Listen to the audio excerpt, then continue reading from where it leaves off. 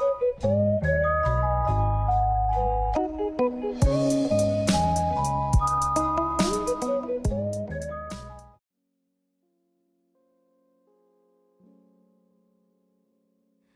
guys, Tech James here. In this video I will show you guys how to install RetroArch onto your Nintendo Switch without Lakka, and you can actually play plenty of different ROMs including PlayStation 1, Game Boy Advance and many other cool consoles. So what you guys want to do first is just hold the power button on your Nintendo Switch until this menu comes up, and then when it comes up go to power options and just go to power off. So now our Nintendo Switch is just powered off fully. We can now remove our SD card and just connect it to our PC. Right guys, so over on your computer, the link to RetroArch will be in the description of this video. So all you guys want to do is go to the download tab and you want to scroll down, and we are looking for Nintendo Switch. So they've actually released RetroArch on a few new devices now, so this is actually pretty cool. And here is the Nintendo Switch version. So we can download the NRO file, which will be launched off the homebrew menu, or we can download the NSP file so we can actually install it. So I'm just going to get both just to show you guys what to do with each one. So let's just show. Oh yeah, so if you do get the NSP version, it says you might be banned if you've got internet running. I don't run it anyway, so I'm just going to click OK. And that will start downloading. You need to download both anyway, because we do need to copy the data folder for the NSP file. Okay, so once both of the files have finished downloading, you will need to get both because the data inside of this one. But just click on the cross, go to your PC's downloads folder. Right guys, so in your downloads folder, the NSP file can just go on the root of your SD card, because I can install that with my SXOS custom firmware. So once you've copied that across, you can now delete it. You can always just check it's on there, and here is my one. Next, we want to go inside the 7-zip folder. Now we want to drag out these two files into our downloads folder. Right, so once those files have finished copying across to your PC, go inside of the Switch folder first and you will find the NRO file. Now basically what this file is the file that you will see sort of on the homebrew menu, so you can just launch it off that. Now if you have SXOS, you can put this on the root of your SD card. If you have Renix or Hecate or whatever it's called, you put it inside of the Switch folder. So since I have SXOS on my Nintendo Switch right now, I'm just going to drag and drop this on the root. So here is my one, and then obviously if you do need to put it in the Switch folder, it's just this folder here. You literally just drag and drop it in there. You can see I've already got some other ones in here. Now we need to copy across the RetroArch data folder. So this is basically all the assets and stuff for RetroArch, just so it loads. So just drag and drop that onto the root of your SD card. Now keep in mind this is nearly a gigabyte in size, so just give this maybe a few minutes to copy across. Right guys, so once it's finally done, that did actually take quite a while, and it actually failed a few times, so it's a bit annoying, so I had to do it probably about 3 times.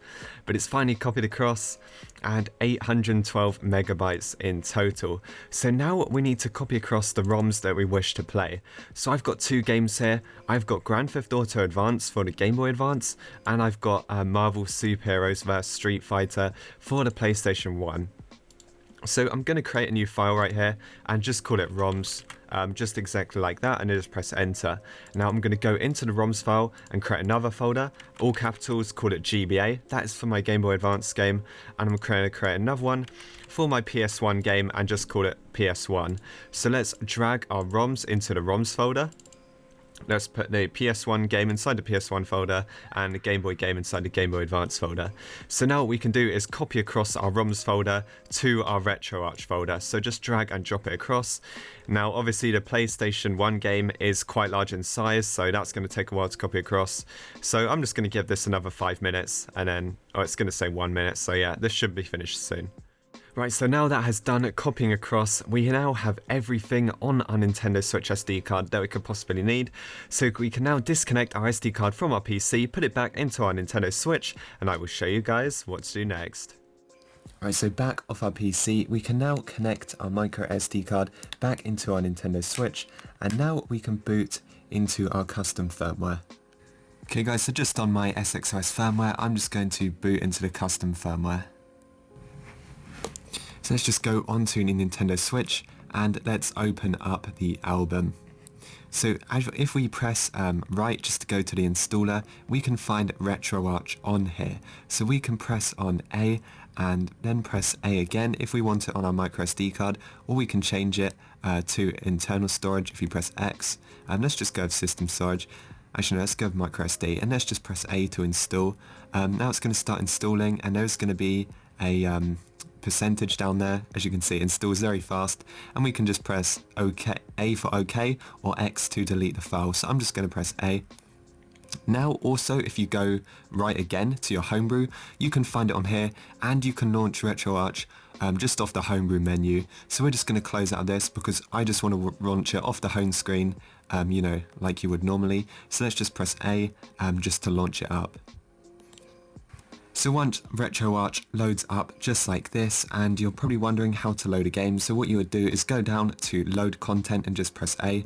I'm not going to make this into like a full RetroArch tutorial. I have actually done that on my PC before, and it's pretty much the same, so I'm just going to keep it basic in this video. But scroll down and you're looking for this sort of icon right here, so just press A on that. Now scroll down and you're looking for the RetroArch folder, so mine is right here, press A on it. Now you're looking for your ROMs folder. It should be somewhere here. Here is my one. Press A, and now you can find Game Boy Advance and PlayStation 1. Let's go with Game Boy Advance first, so just press A on it, and here we have Grand Theft Auto Advance. So press A on your ROM, and now you can choose the emulator you wish to load it with. So there's two pretty good ones, MGBA or VBA Next. Quite a lot of people prefer VBA Next, so let's press A on that, and hopefully our game will begin loading.